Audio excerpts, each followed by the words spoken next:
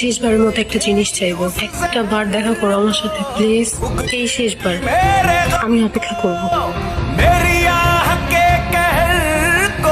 একটা কথাও কি বলবা না আমার সাথে? আমি কি করব বলো? তুমি কি কখনো আমাকে একটু সময় দিছিলা? আমার ফ্রেন্ডরা ওদের বয়ফ্রেন্ড নিয়ে ঘুরে বেড়ায়, আর তুমি? নাফিজ আমাকে আগে থেকেই মেসেজ করতো। যখন আমরা আলাদা হয়ে যাই আমার নিজেকে অনেক একা লাগতো।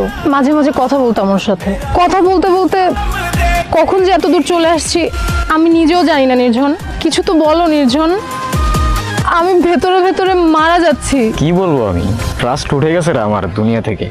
যখন আমি কয়েকদিন আগে তোমার জন্য মারা যাচ্ছিলাম একা একা, তখন তুমি নাফিজের সাথে।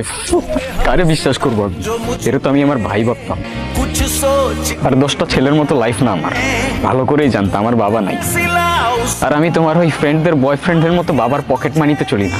আমার মতো বয়সে যে ছেলে ইনকাম করে না তারে গিয়ে জিজ্ঞেস করো কিভাবে ফাটে, মাথার মধ্যে কি পরিমাণ পেইন থাকে। আর আমি তোমারে ভালোবাসছিলাম চিপায় চাপায় ঘোরার জন্য না, সারা জীবন একসাথে থাকার জন্য। আমাদের রিলেশনটা কি আর জোড়া লাগানো যায় না?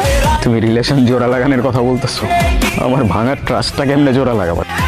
আমি সরি, আমার এখন এখান থেকে চলে যেতে হবে। আমি তোমাদের সহ্য করতে পারতেছি না। এই দুনিয়াটা অনেক কমপ্লিকেটেড হয়ে গেছে। আমাদের শহরটার যত ডেভেলপমেন্ট হচ্ছে না, মনুষ্যত্ব ততটাই তলিয়ে যাচ্ছে। আমাদের ভালোবাসা, ইমোশনস সবকিছু অনেক চিপ হয়ে গেছে।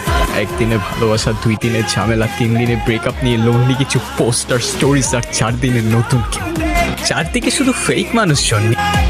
যতদিন তোমরা তোমাদের এই শহরের সস্তা ভালোবাসায় নিতে থাকবা, ততদিন আমি আর ফিরবো না এখানে।